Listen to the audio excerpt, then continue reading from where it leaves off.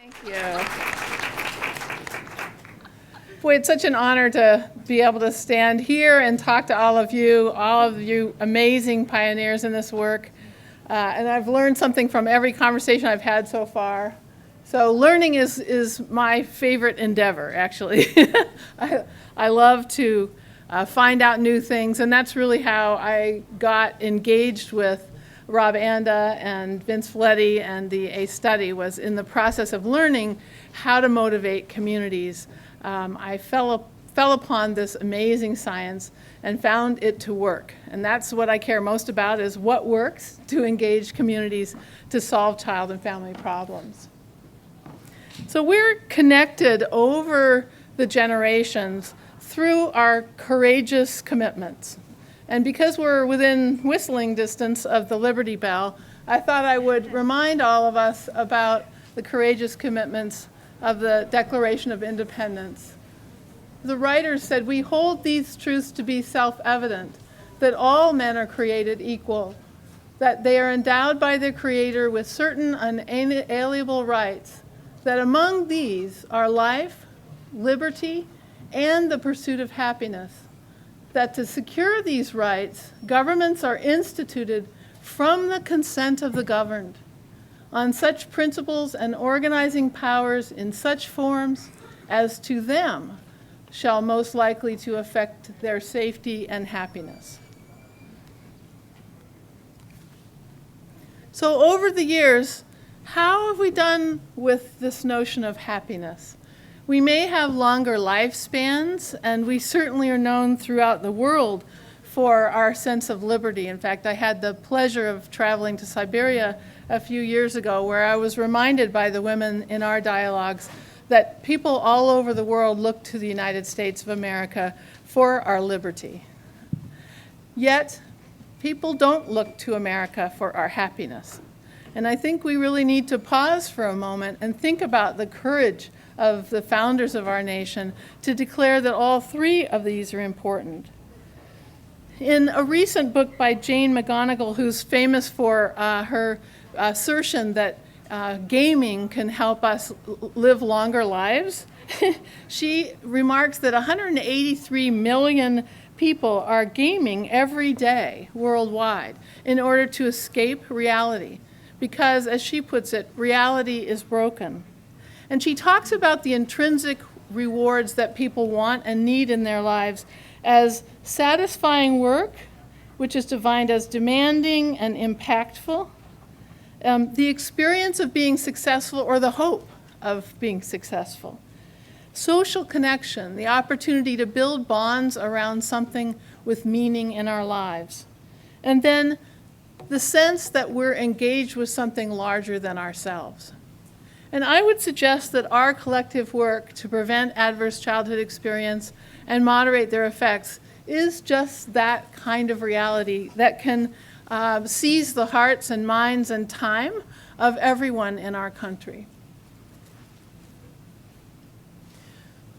In the national and international writing about happiness, it becomes quite clear that when basic needs are met, money and happiness decouple.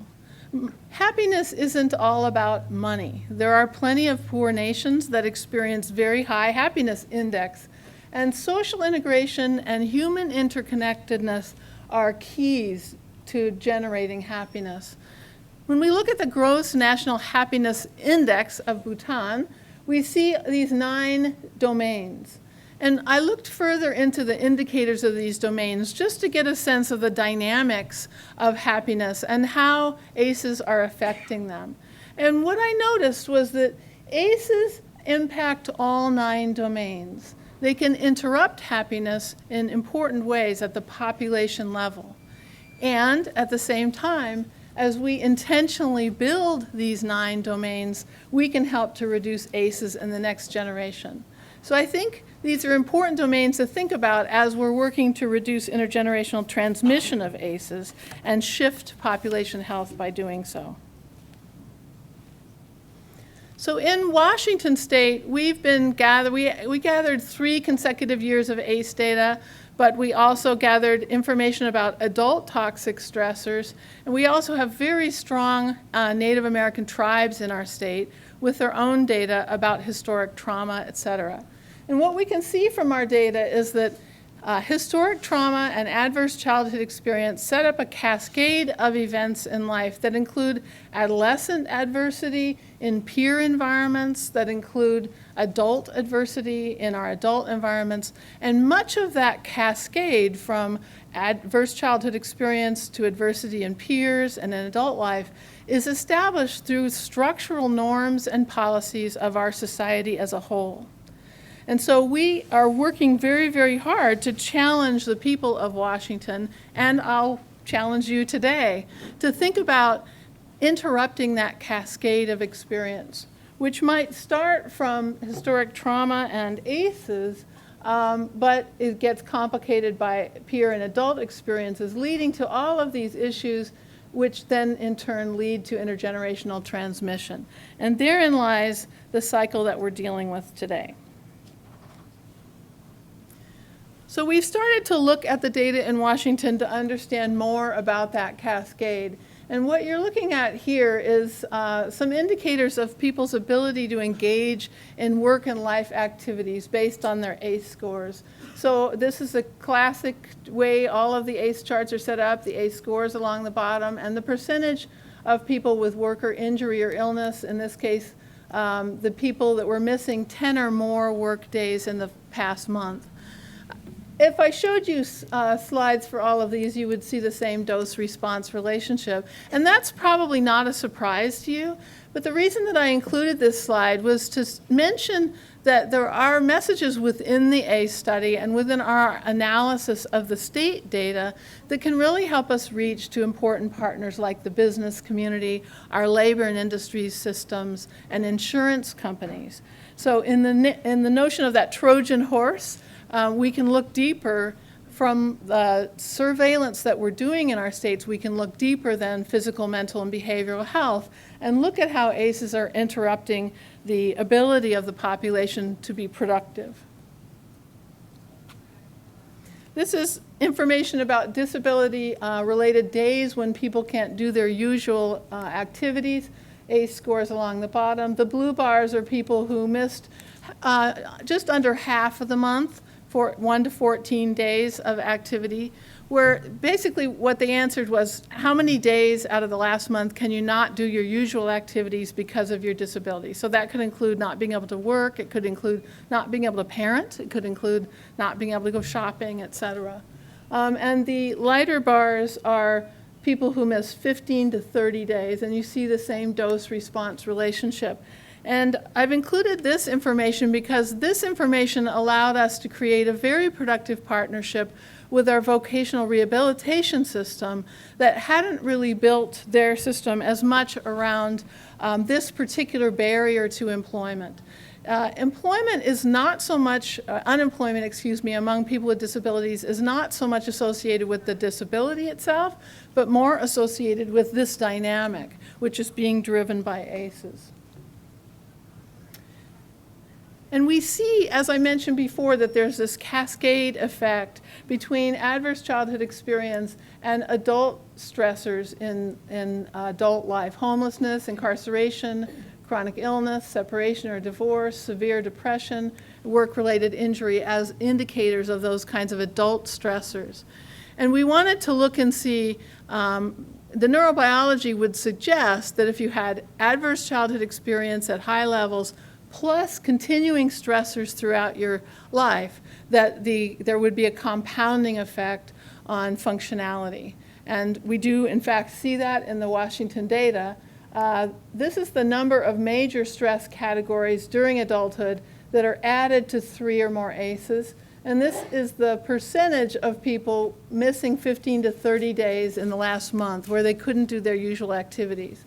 So this first bar are the people who said, we have 3 ACEs, but we have none of these adult stressors, and about 3.5% were missing days, significant days in their month.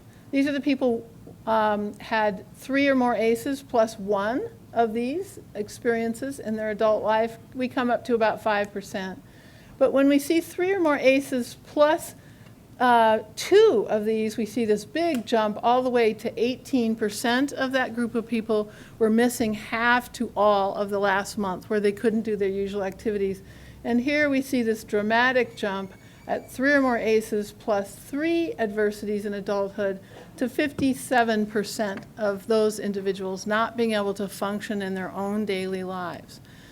So what this says to me is a couple things. One is, not only should we be responsible for preventing ACE scores from going up, but we also want to be responsible for stopping the portion of the population who has the ACE burden, and then in addition to that carries the burden of all of these adult adversities throughout their lives. We certainly can interrupt that cascade and bring this number down to 0 or 1. I believe that as a population we can do that, and we would get dramatic and impressive effects, not only with business, because people would be able to work, but also with parenting. And I really am a believer that for folks that have disrupted neurobiology, parenting can be a lot more difficult because it is more difficult neurobiologically. And so the better we can provide supports, but also the better we can be respectful of the difficulty in parenting, the more miles we'll get out of our work. So in this slide, I'm just going to walk quickly through some of the findings from Washington State. And this first one is from the stunningly impressive work of Dr. Chris Blodgett. Chris, are you in the room? There he is in the back. And I actually wish it was Chris talking here right this moment instead of me, because his work, if you don't know Dr. Christopher Blodgett's work, you should definitely be reading about it. He's doing systematic testing of practices that can be used in education and in primary care environments to improve outcomes for children and for families where individuals have been affected by complex trauma. It's stunning work. And he also is a lead evaluator on many of the programs in Washington State where he's had an opportunity to collect proxy ACE scores from younger children in our K-12 school system. And Dr. Blodgett's found that among our elementary school children, about 12% have 3 or more ACEs. They're collecting that many ACEs by elementary school. And their ACE scores are the largest predictor of health, attendance, and behavior, and the second largest predictor of academic failure after special ed involvement. By 10th grade in our state, we estimate through interpolation between our Healthy Youth Survey and our Behavioral Risk Factor Surveillance Survey that 42% of our 10th graders have 3 or more ACEs. So going from elementary school at 12 to high school at 42%, it's just a demonstration that we have to be attending to ACEs throughout childhood and not just at any one given time. Families are having difficulty preventing ACEs throughout that entire period of time. And it's critical that you know, when you look at that 42%, that in Washington State, 26% of the adult population has 3 or more ACEs. At 10th grade, 42% have 3 or more ACEs.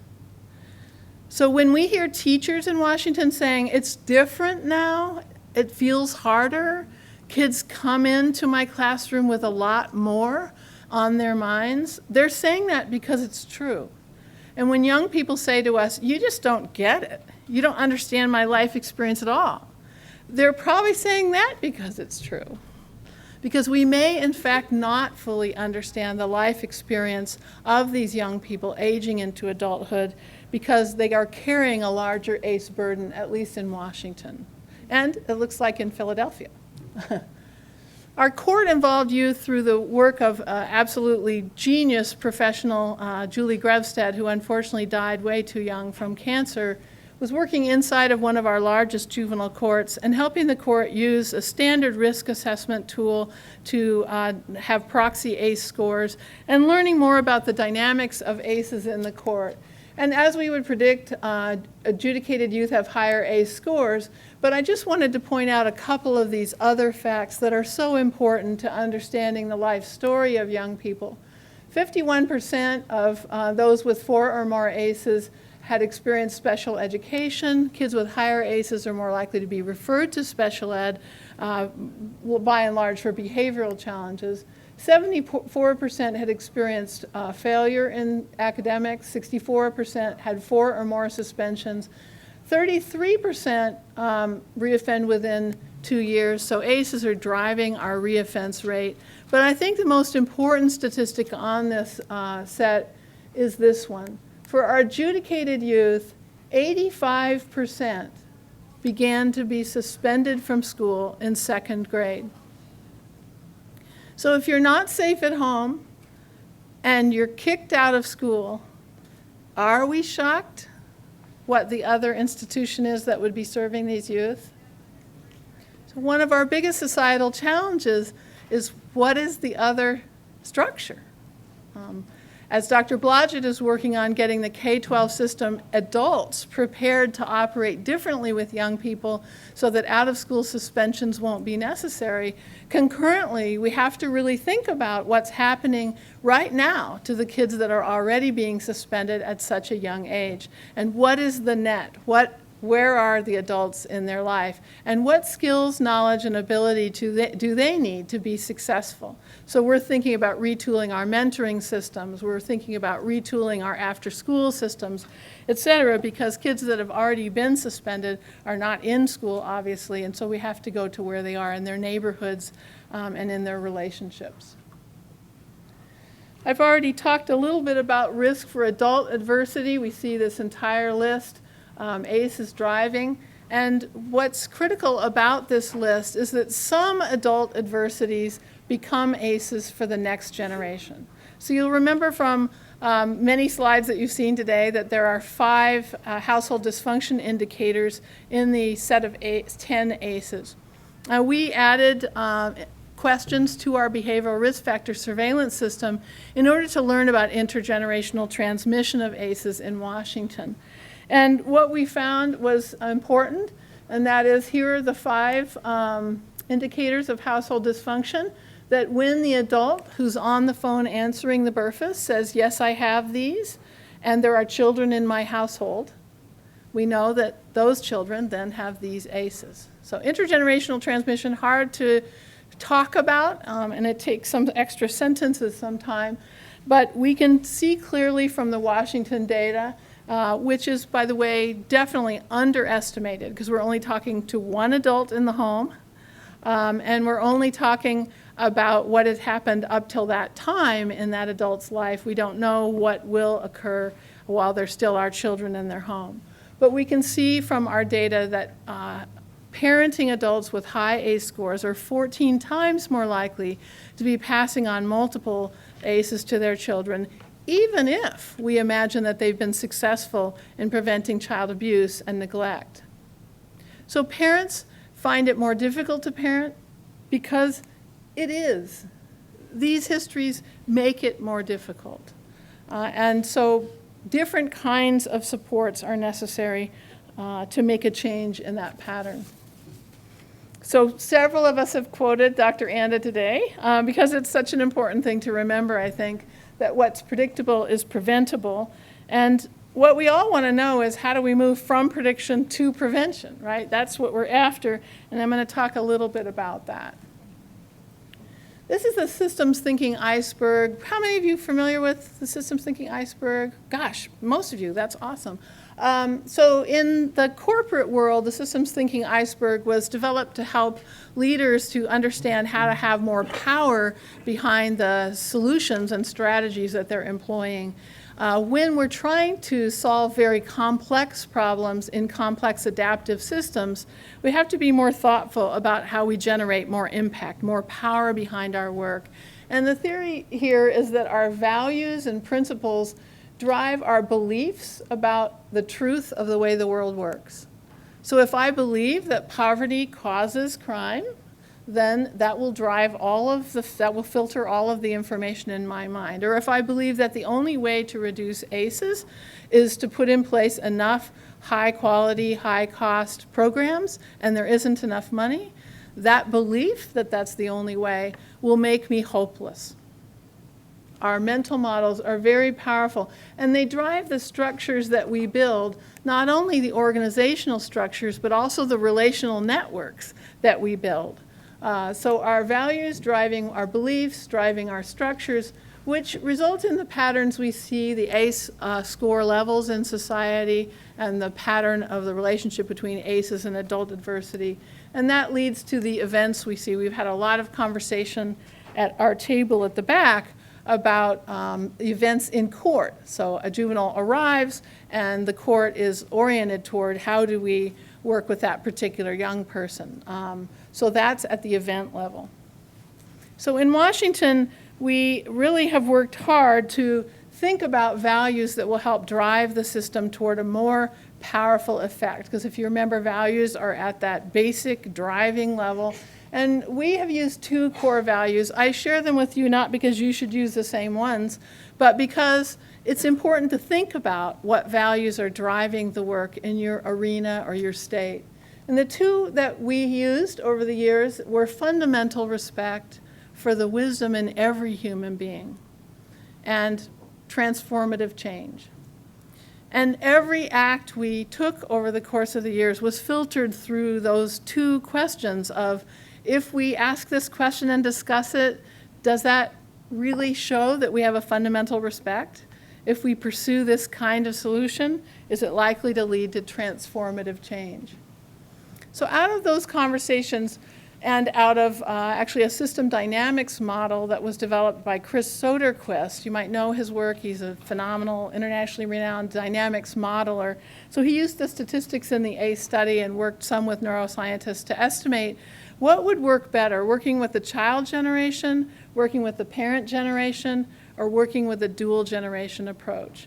We asked him to look at a 60-year time frame and tell us what strategies would get us ahead of the natural increase in ACE scores from generation to generation.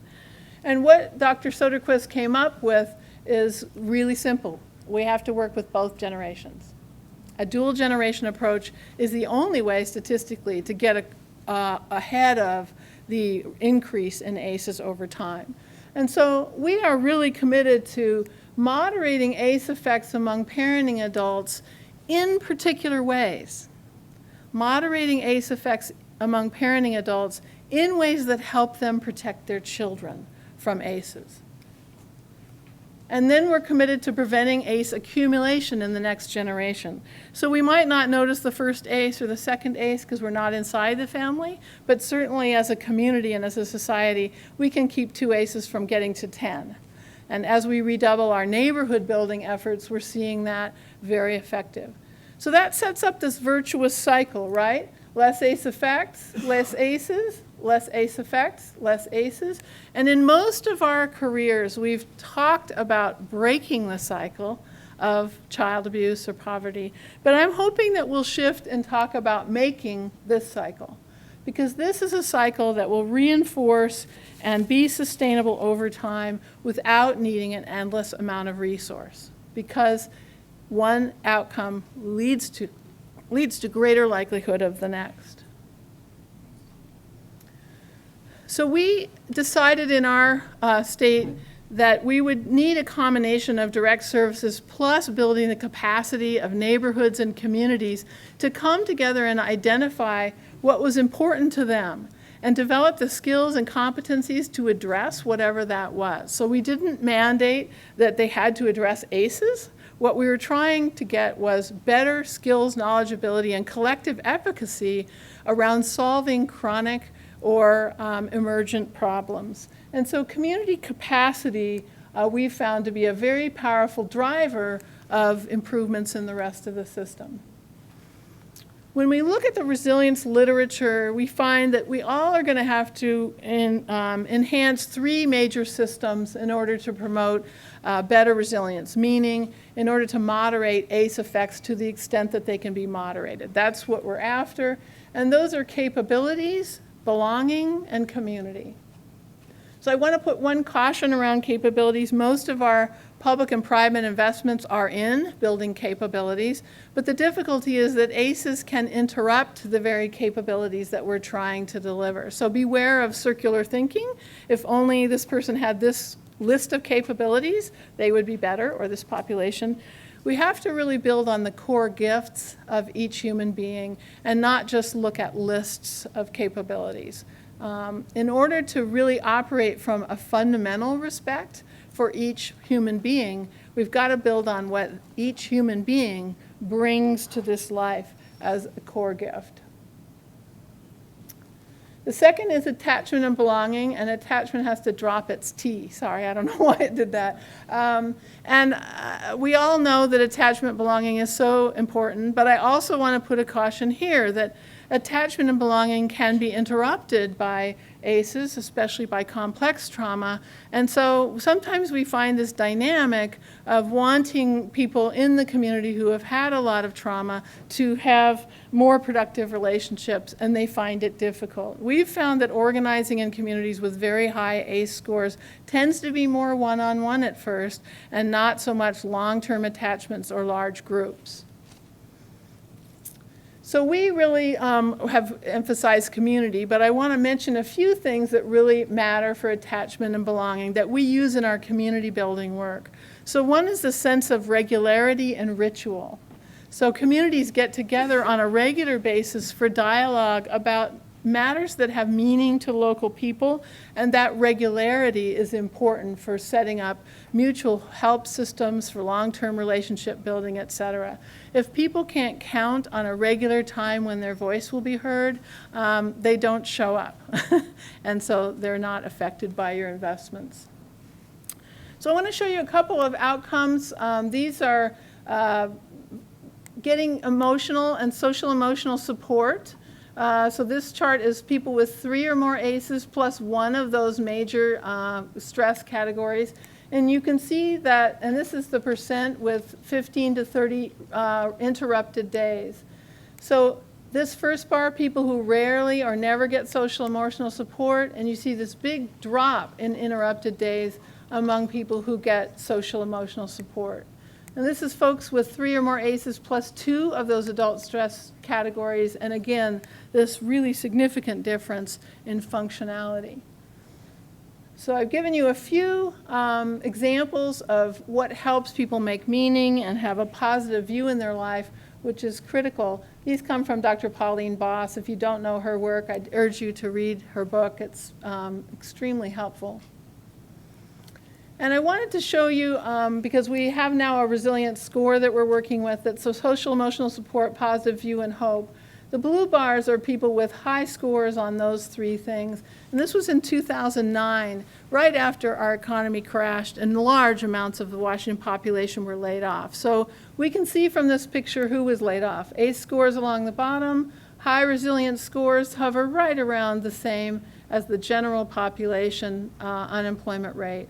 But look at the unemployment rate for those people who are socially isolated and have a narrative about their life that is, good things just don't happen to me in my life, right? So as we shift a narrative and we shift the network of supports, we believe it makes a big difference in employment. So resilience can occur at all 4 levels, and community resilience is absolutely vital to success. So what do I mean by that? I mean expanding leadership to people who ordinarily aren't viewed as leaders, sharing, understanding, or focusing more clearly on the truth of what's going on, learning together and developing reciprocity in our helping systems and results. And we've been measuring those for a number of years in Washington, and we can see the power of community capacity. So this is serious mental illness, severe depression, and this is using the Kessler scale of symptoms. And the gold bars are low capacity, communities not doing so well with those 4 things, and high capacity. Significant improvements in the symptoms of stress-related mental illness. And then here's the big ticket item we all want to know. In high capacity communities that have been working over a dozen years, do we see the ACE scores beginning to come down? And we're optimistic in Washington because we do. So these are communities that are not using a capacity building process, inconsistently using over the 12 years, consistently using, and ones that are thriving. And we see the percentage of young adults aging into adulthood with 3 or more ACEs significantly lower in those high capacity communities. I don't have a lot of time for examples, but I want you to catch me on a break if you want to hear concrete, practical stories of how this makes a difference. And I'm going to close with this, the elders Arabi from the Arizona Hopi Nation, because I think it is the thing that will link us to future generations in terms of our courage and conviction. The Hopi elders say, "You've been telling the people that this is the 11th hour. Now you must go back and tell the people that this is the hour." And there are things to be considered. Where are you living? What are you doing? What are your relationships? Are you in right relation? Where is your water? Know your garden. It's time to speak your truth. Create your community and be good to each other, and do not look outside yourself for the leader. There's a river flowing now very fast. It's so great and swift that there are those who will be afraid. They will try to hold on to the shore. They will feel they're being torn apart, and they will suffer greatly. Know the river has its destination. The elders say we must let go of the shore, push off into the middle of the river, keep our eyes open and our heads above the water. See who's there with you, and celebrate. At this time in history, we are to take nothing personally, least of all ourselves. For the moment that we do, our spiritual growth and our journey comes to a halt. The time of the lone wolf is over. Gather yourselves. Banish the word struggle from your attitude and your vocabulary. All that we do now must be done in a sacred manner and in celebration. We are the ones we have been waiting for. Thank you.